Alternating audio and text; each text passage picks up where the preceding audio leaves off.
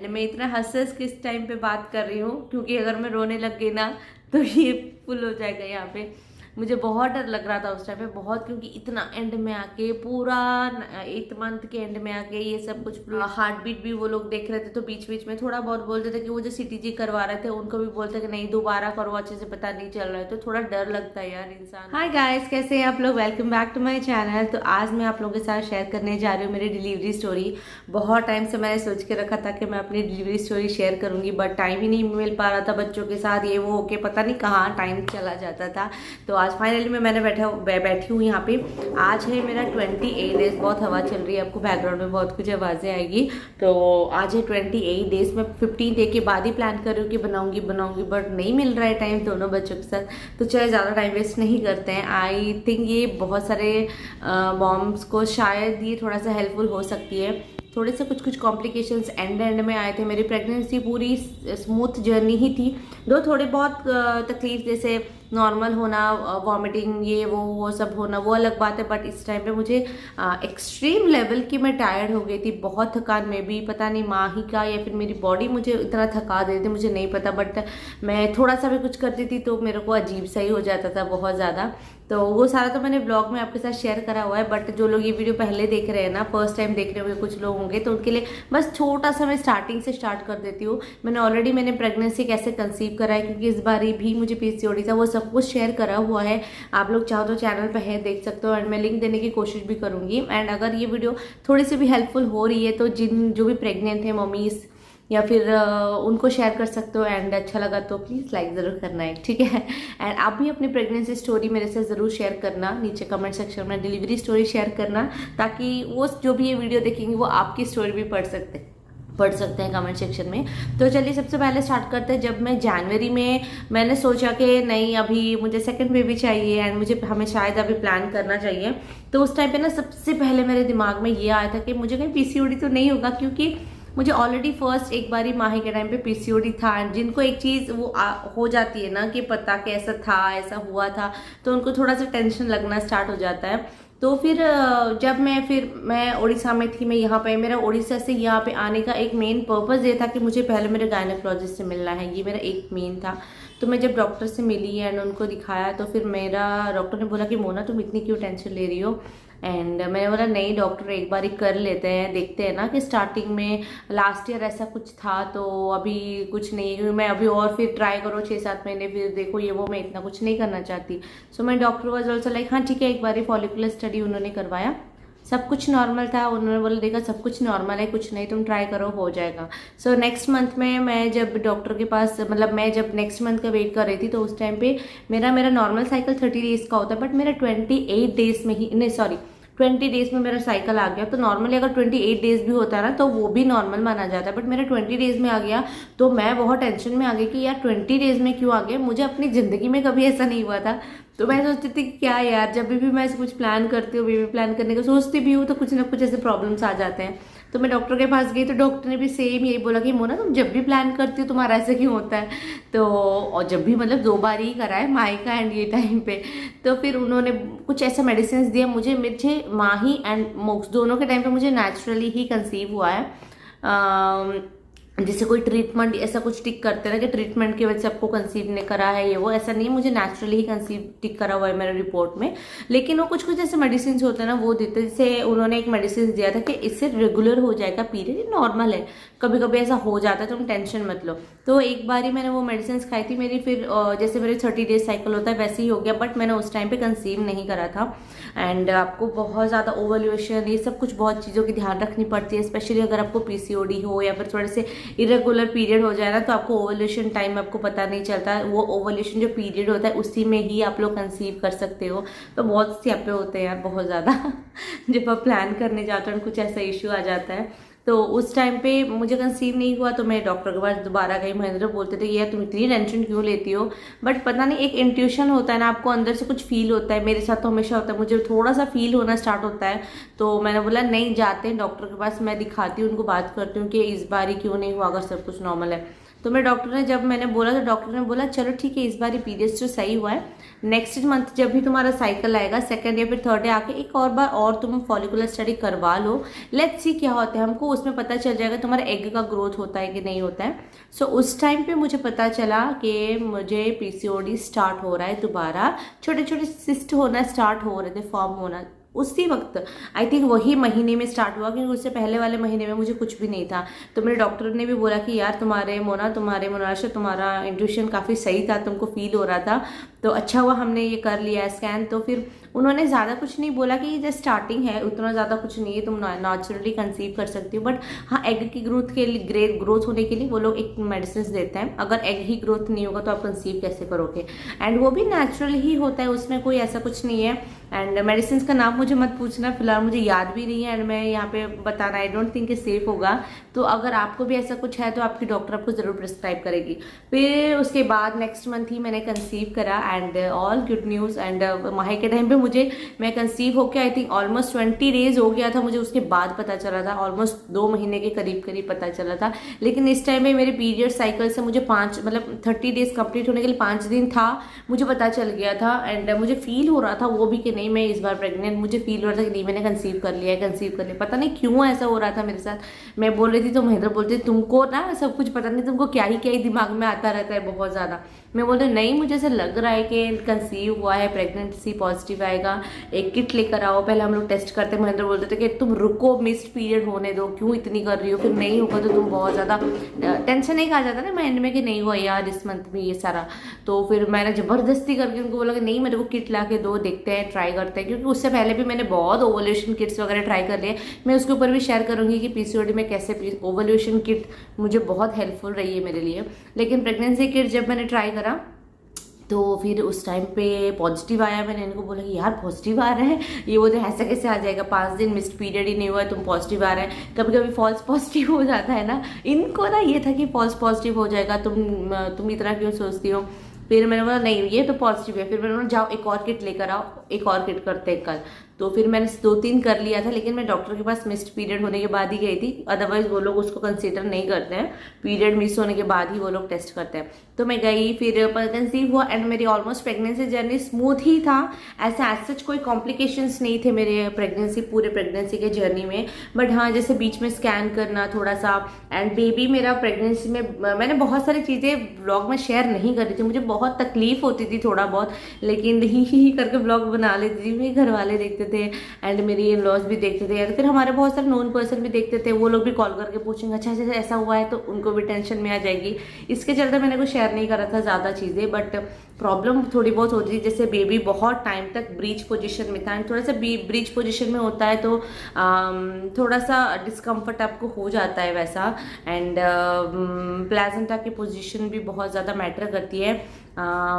तो मुझे अभी फ़िलहाल याद नहीं आ रहा है मेरा प्लेजेंटा का पोजीशन कौन सा था, मैं लेकिन यहाँ पे मेंशन कर दूंगी देख के मेरा स्कैन रिपोर्ट। एंड उस पोजीशन की वजह से भी मुझे बैक पेन बहुत इशू आ रहे थे। मुझे डॉक्टर ने बोला कि आपकी बेबी का पोजीशन, प्लेजेंटा का पोजीशन की वजह से आपको एक्सट्रीम बैक पेन होती थी। मुझे मतलब मैं अगर 15-20 मिनट खड़ी हुई, लंच बना दिया, डिनर बना दिया, कुछ भी कर लिया, या फिर माहिका को मैंने पढ़ा दिया बिठा के, फिर मेरी हालत ख़राब हो जाती थी। एंड स्टार्टिंग से ही मुझे स्वेलिंग की बहुत इशू होती थी, मेरे पैरों में बहुत स्वेलिंग हो जाता था, बहुत ज़्यादा मुझे पैर बहुत दुखते थे। माही के टाइम पे कुछ भी नहीं ऐसा होता था।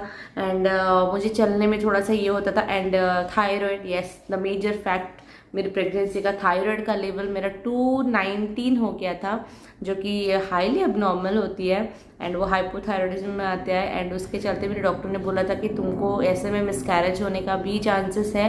तो ये सब कुछ मुझे वर्ड्स डॉक्टर ने बोला था उस टाइम पे, मैंने ब्लॉग में शेयर नहीं करा था कि तुमको 2-3 महीना बहुत केयरफुली रहना पड़ेगा, अदरवाइज इसमें मिसकैरेज हो जाएगा ये वो।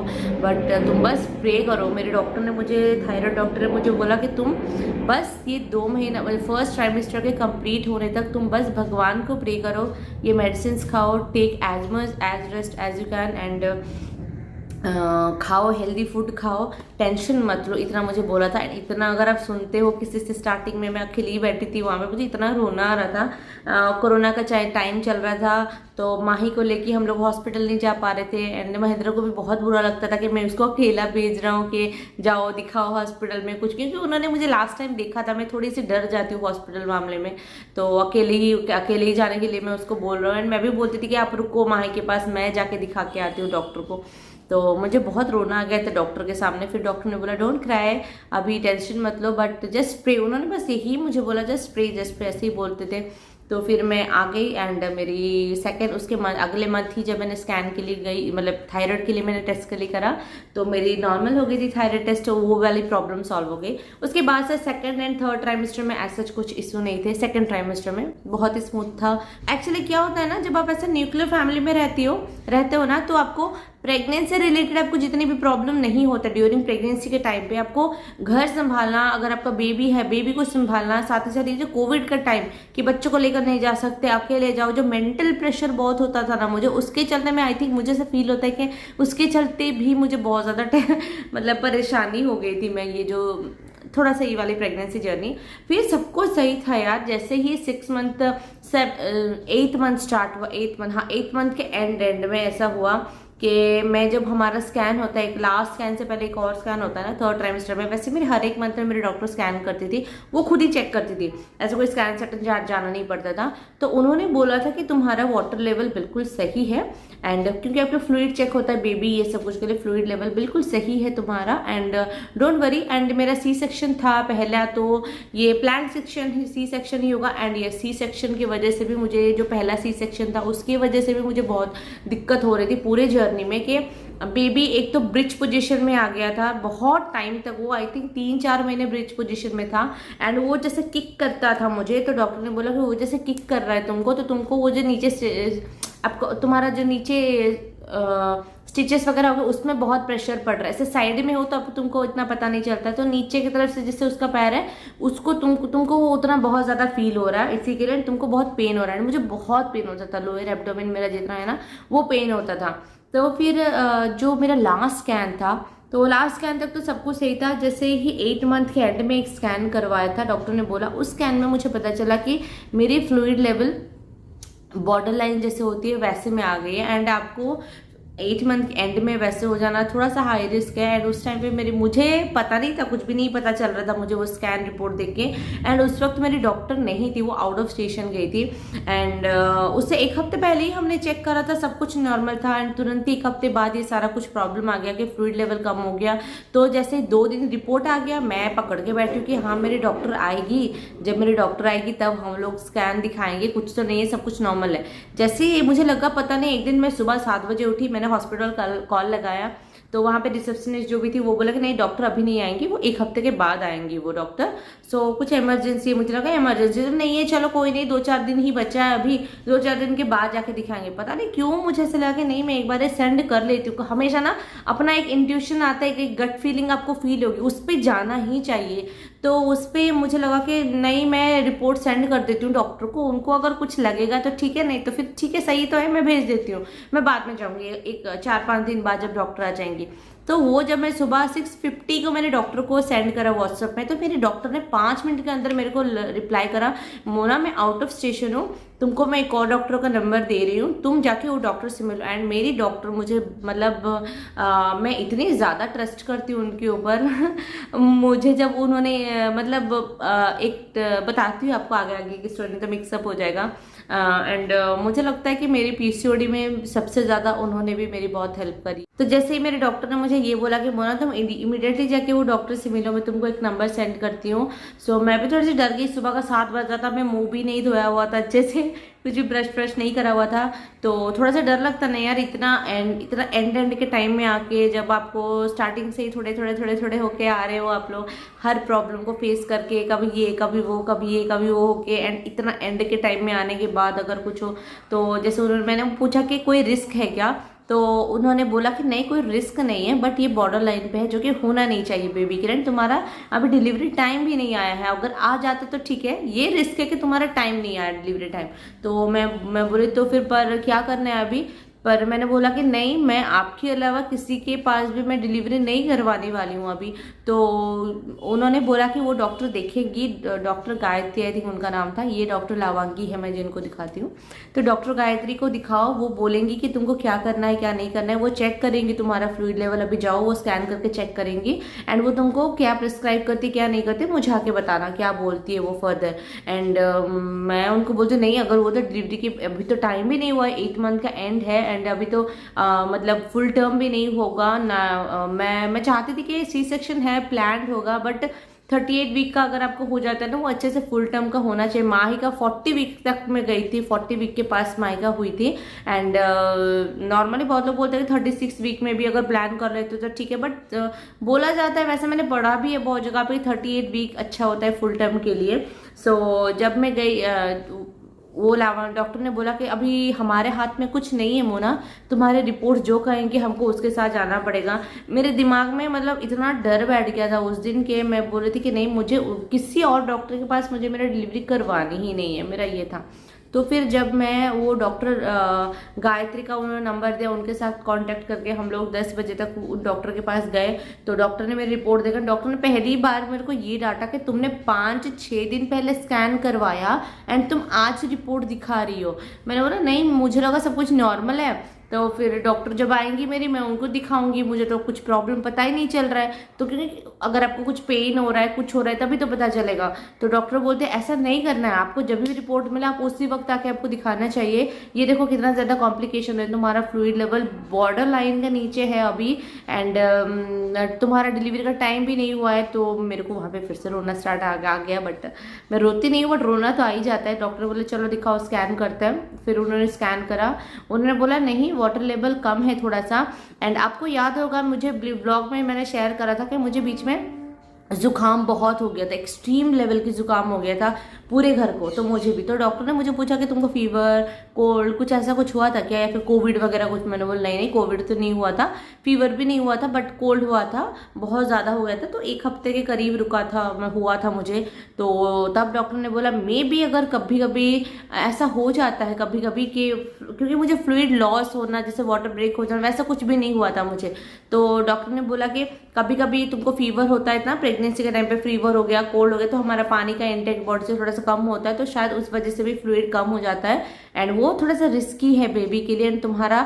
तो डॉक्टर ने एक और बात बोला कि मैं तुम्हारा कल फिर चेक करूंगी, अगर तुम्हारा वाटर लेवल इंक्रीज नहीं हुआ है, फिर कम हो रहा है, जितना स्कैन लेवल था उससे ज़्यादा कम, थोड़ा सा कम हुआ था जब मैं डॉक्टर के पास गई, एंड कल फिर आना, कल फिर हम लोग चेक करेंगे। अगर और थोड़ा सा कम होता है देन मैं तुमको इमिडिएटली हॉस्पिटल में एडमिट करवा कर तुम्हारा डिलीवरी करवा दूंगी। अगर तुमको मना करना है तुमको, तो उसका रिस्क हम लोग नहीं लेंगे, तुम कोई और डॉक्टर को दिखाओ।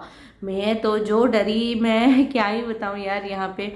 एंड मैं डॉक्टर में घर आई वापस, उन्होंने कुछ एक सैशे पानी में पीने के लिए, एक टैबलेट उन्होंने दिया था मुझे पीने के, खाने के लिए।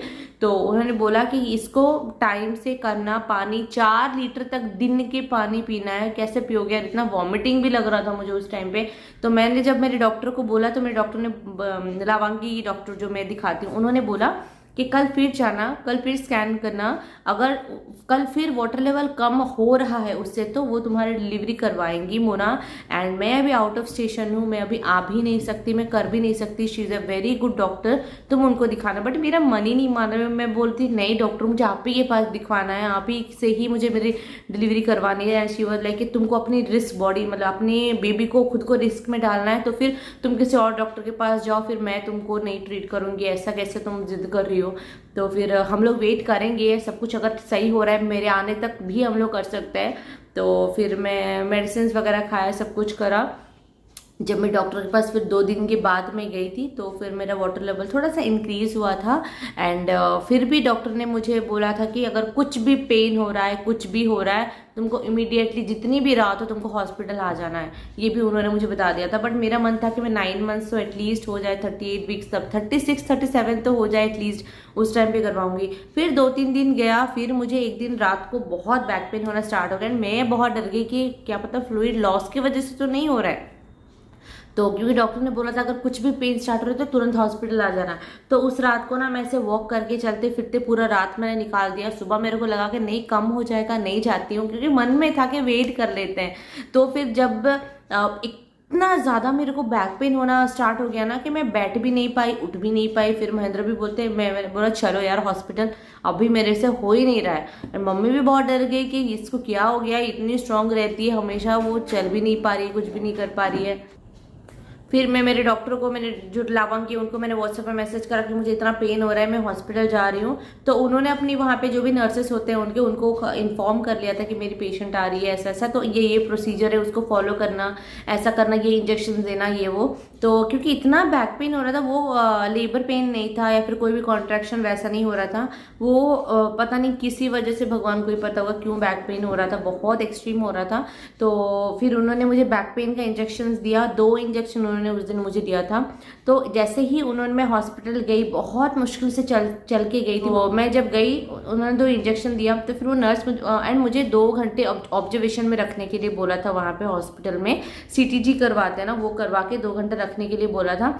तो जैसे ही उन्होंने इंजेक्शन दिया एंड मैं आ रही थी, मैं वहीं पे बेहोश हो गई। उन्होंने बोला चल के जा सकती है, मैंने बोला मैं नहीं चल के जा सकती, तो क्योंकि ताकत ही नहीं आ रही। फिर उन्होंने वो जो व्हील चेयर लेकर आए, मैं ऐसे खड़ी हो गई, मैं वो बैठने ही जा रही थी, फिर वो लोग लेके जा रहे थे मुझे रूम में, मैं वहीं पे बेहोश हो गई। एंड महेंद्र थे, वो भी बहुत डर गए कि कभी देखा नहीं मुझे वैसा। उन्होंने भी, वो जो लोग थोड़े से इमोशनल होते हैं, ये बहुत इमोशनल है, जो लोग थोड़े से इमोशनल होते हैं तो थोड़ा सा डर जाते हैं बहुत इस टाइम पे। तो मैं बेहोश हो गई, फिर वो लेकर गए मेरे डॉक्टर, फिर उन्होंने थोड़ा सा वीडियो कॉल ये सब पे थोड़ा सा बात करके, मैं नर्सेस के साथ ये करो, जो भी उनका पता नहीं क्या करवाया उन्होंने, क्या क्या दिया, मेडिसिन क्या करा, CTG करवाया, तो 2 बार ही कराया उन्होंने। 2-3 घंटा मैं रुकी हॉस्पिटल में, सब कुछ नॉर्मल था। तो मेरे डॉक्टर ने मुझे मैसेज करा फिर कि मोना, हम लोग तुम्हारा डिलीवरी और डिले नहीं कर सकते। एंड उस टाइम पे आई थिंक 36 वीक्स ऐसा कुछ था, 35 वीक्स ऐसा कुछ था कि हम लोग और डिले नहीं कर सकते तुम्हारा डिलीवरी, एंड हमको प्लान करना पड़ेगा अभी बहुत जल्दी। मैंने बोला ठीक है, प्लान करते। आई थिंक 36 वीक्स ऐसा कुछ था, तो हमको प्लान करना पड़ेगा बहुत जल्दी, क्योंकि तुमको बैक पेन एक्सट्रीम हो रहा है, तुम्हारा फ्लूइड लेवल थोड़ा सा कम है, बेबी के ऊपर रिस्क आ जाएगा, फिर तुम्हारे ऊपर आ जाएगा। फिर मैंने भी बोला कि चलो ठीक है, अभी बेबी खुद को रिस्क में डाल के मुझे नहीं, मुझे मेरा बेबी चाहिए, हेल्दी सेफ मुझे मेरे पास चाहिए। एंड मैं इतना हंस के इस टाइम पे बात कर रही हूँ, क्योंकि अगर मैं रोने लग गई ना तो ये फुल हो जाएगा यहाँ पे। मुझे बहुत डर लग रहा था उस टाइम पे बहुत, क्योंकि इतना एंड में आके, पूरा 8th मंथ के एंड में आके ये सब कुछ, फ्लूइड लॉस हो जाना, बेहोश होके गिर जाना, पेन नहीं संभाल पाना, एंड बेबी का पोजीशन ऐसा हो जाना। फिर जब हार्ट बीट भी वो लोग देख रहे थे तो बीच बीच में थोड़ा बहुत बोलते थे कि वो जो CTG करवा रहे थे उनको भी बोलते कि नहीं दोबारा करो, अच्छे से पता नहीं चल रहा है, तो थोड़ा डर लगता है यार इंसान को। एंड फिर जब हमने दिखाया, सब कुछ करा, सब कुछ सही था, फिर प्लान हुआ C-सेक्शन। 38 वीक में मेरा प्लान हुआ है। बहुत लोग बोलते थे कौन से वीक में कराया, तो मैं चाहती थी, हमेशा भगवान को प्रे करती थी कि 38 वीक में हो, तो 38 वीक में ही मेरा प्लान हुआ एंड C-सेक्शन हुआ। तो मैं गई, उस टाइम पे भी मैं बहुत नॉर्मली गई हॉस्पिटल, दिखाया, ये वो अपने ब्लॉग में दिखा होगा, मैं सारा रेगुलर वर्क करके गई थी, ये वो। पेन तो हो ही रहा था, बैक पेन, मुझे बैक पेन हो तब भी मुझे हो रहा था। एंड वो पेन किलर का इंजेक्शन पता नहीं क्या है, मुझे इतने ज़्यादा इंजेक्शन लगे हैं ना लास्ट में, मेरी जो बैक है अभी भी मुझे वो इंजेक्शंस, वो एनेस्थेसिया, इन सब की पेन मुझे बैक में पता चलती है, मतलब अगर वहाँ पे टच करो मुझे पता चल रही है। तो फिर ऑपरेशन के लिए, जब ऑपरेशन हुआ मेरा शाम को, तो जैसे ऑपरेशन हुआ ना, तो फिर डॉक्टर उसके मुझे रूम में डिस्चार्ज कर दिया। नॉर्मली 2 घंटे ऑब्जर्वेशन रख के डिस्चार्ज कर देते हैं, मुझे 5 से 6 घंटे ऑब्जर्वेशन में रखा। रात की 12 बजे मुझे डिस्चार्ज करा। एंड ये सारे लोग डर गए कि इतना टाइम इसको क्यों रख रहे हैं। तो पहले था कि डॉक्टर ने बोला था कि ऑपरेशन के बाद 2 घंटे के बाद आपको रूम में ले लेंगे, आपको शिफ्ट कर देंगे, लेकिन 5-6 घंटा लगा। तो फिर वो वाली रात में आपको पेन किलर वगैरह सब कुछ मिलती है, एंड उस टाइम पे डॉक्टर आपको फीड करवाने के लिए बच्चे को लेकर आते हैं। मेरी कंडीशन ऐसी थी, मैं मतलब उस टाइम पे आई डोंट थिंक कि मैं कुछ करने के लायक में भी थी उस टाइम पे। मुझे पेट में, पूरे पेट में मेरे, एंड अभी भी मुझे थोड़ी बहुत ना मेरे लोअर एब्डोमेन में पेन होता है थोड़ा सा। तो ये जो पूरा पेट है ना, मुझे बहुत पेन हो रहा था। नॉर्मल C-सेक्शन मुझे माही के टाइम पे मुझे पता है वो पेन कैसा था, लेकिन इस टाइम पे बहुत लोग, कुछ लोग ये कमेंट जरूर कर सकते हैं कि इसके वीडियो मत देखो, ये डराने के लिए बोलती है। नहीं, मैं अपना शेयर कर रही हूँ आपके साथ।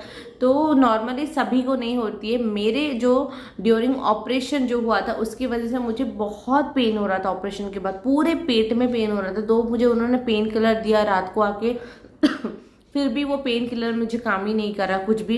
तो नेक्स्ट डे जब वो बेबी को फीड करवाने के लिए भी उन्होंने ट्राई कराया, मैंने उनको बोला कि, मैंने अपने तरफ से बोला कि नर्स मेरे से हो नहीं रहा है, मेरे से मतलब मुझे अगर आप मुझे टच भी कर रहे हो तो भी मुझे पेन हो रहा है। एंड मैं थोड़ा सा रोने जैसा हो गए उनके सामने कि नहीं प्लीज़ आप डॉक्टर, एंड मेरी जो मोक्स की जो पीडियाट्रिशियन थी ना वो डॉक्टर वो भी बोलते थे, वो उन्होंने फ़ोन पर नहीं मदर फीड ही करवाना है, मदर फीड ही करवाना है, कुछ आउटसाइड का मिल्क नहीं मिलेगी, फॉर्मूला नहीं देंगे नहीं देंगे। तो 2 घंटे के बाद मैंने उनको बहुत रिक्वेस्ट करा कि मेरे से नहीं हो रहा है प्लीज़ बेबी, एंड ये भी रो रहा था मोक्स, उसको भी भूख लगेगा। मैं बोलती मेरे से नहीं हो रहा है प्लीज़ बेबी को कुछ फीड करो। फिर मैं रोने लगी उस नर्स के सामने बहुत, तो बोलते नहीं नहीं नहीं रो मत पेट में असर पड़ेगा, मैं डॉक्टर से बात करती हूँ। फिर उन्होंने डॉक्टर ने उसको फॉर्मूला वगैरह सब कुछ करा, तो मोक्स का सब कुछ सही है, बेबी हेल्दी है, टचवुड जैसे भी मैंने सोचा था वैसे ही सब कुछ सही सही हो गया। लेकिन मेरा जब नेक्स्ट डे था सुबह, वो लोग जैसे ट्यूब वगैरह निकालने के लिए भी आता, मैं पूरी रात नहीं सोई थी, पूरी रात। मतलब आपको नॉर्मली पेन किलर दे देते हैं ना, तो आपको थोड़ा सा वो आपको नींद आ जाती है बहुत अच्छे से, लेकिन मुझे सो ही नहीं पा रही थी मैं। तो डॉक्टर आई, डॉक्टर ने बोला तुमको पेन किलर नहीं मिला, मैं बोली पेन किलर मिला, बट फिर भी मैं नहीं सो पाई। मुझे क्यों इतना पेन हो रहा है, मुझे लग रहा है मेरे पेट में कुछ हो गया है बहुत। तो बोलते कि तुम्हारा ना जो फर्स्ट एक सेकेंड, मैं पानी पीने के लिए गई थी, इतना बात कराना इतनी बात तो जब मैंने वो डॉक्टर को पूछा कि डॉक्टर के क्यों मुझे इतना पेन हो रहा है मेरे पेट में, तो डॉक्टर बोलती है तुम्हारा जो फर्स्ट ऑपरेशन हुआ था, पता ना उसमें क्या हुआ था, ऑपरेशन सही से हुआ था नहीं हुआ था, या फिर ऑपरेशन के बाद में कुछ हुआ था पता नहीं, बट ऑपरेशन की वजह से उसके बाद से स्टिचेस वगैरह से हमारे यूट्रस में भी होता है, यूट्रस का स्किन एंड उसके आजू बाजू भी जो भी हमारे पेट के अंदर होता है ना, वो सबका स्किन ना ऐसे ऐसे मिक्स हो गया था, मतलब ऐसे चिपक गया था सारा कुछ।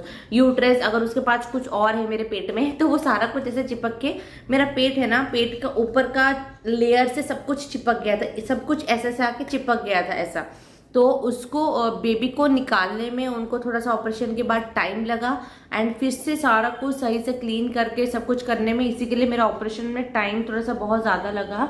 एंड उन्होंने बोला क्योंकि हमने सारी ही चीज़ों को पेट में थोड़ा सा करा हुआ है, तो तुमको पता नहीं मेडिकल टर्म में उन्होंने कुछ एक वर्ड बोला था, एंड ऐसे नॉर्मल में बोलूँ तो सारी चीज़ों को सही से करके उन्होंने अपने अपने जगह में सेट करके आई थिंक रखा होगा बाद में।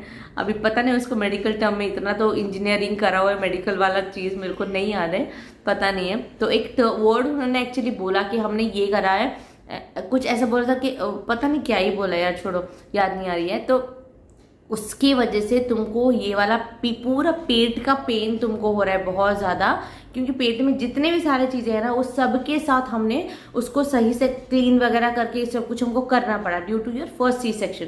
तो पता नहीं भगवान क्यों हुआ था वो, क्या हुआ था वो। एंड उन्होंने बोला अगर तुम्हारे ये वाली कंसीव नहीं करा होता एंड ये वाला तुम्हारा सी सेक्शन नहीं भी होता, तो तुमको इन फ्यूचर कुछ ना कुछ इसके वजह से थोड़ा सा इशू तो आता ही आता। तो फिर उसके लिए उन्होंने बोला कि वो वाला पेन तुमको 3-4 महीने तक थोड़ा थोड़ा फील होगा पेट में। एंड यस, मुझे स्टिल मेरे स्टिचेस इतना बड़ा है, इस एड्ज से लेके इस एड्ज तक मेरा स्टिचेस इतना, पहले वाला मेरा इतना छोटा सा स्टिच था, इस बारी मेरा इतना बड़ा सा कट्ठे एक स्टिच पड़ा हुआ है मेरा। तो उन्होंने एंड बहुत लोगों ने पूछा था कि आपका जो स्टिच था वो कौन सा स्टिच वाला से होता है ना, जैसे वो रिमूव करते हैं, तो लास्ट टाइम माही के टाइम पे मुझे से कट करते हैं ना, ड्राई होने के बाद स्टिच सूख जाता है जब, वैसा था थ्रेड वाला। इस टाइम पे स्टिच करने वाला वो नहीं था, वो डिजोल्व हो जाता है ना, कुछ वो पेस्ट की तरह कुछ ऐसे लगा देते हैं, वो डिजोल्व हो जाता है अपने आप, उस तरीके का था। बस दोनों जो साइड है वो स्टिच को होल्ड करने के लिए उन्होंने एक टाका ऐसा लगाया जो कि ऑटोमेटिक वो डिसॉल्व हो जाएगा। वो स्टिच इतना बड़ा सा स्टिच है, तो उसकी वजह से भी मुझे बैठने में उठने में स्टिल अभी भी मुझे डिस्कम्फर्ट थोड़ा सा फील होता है।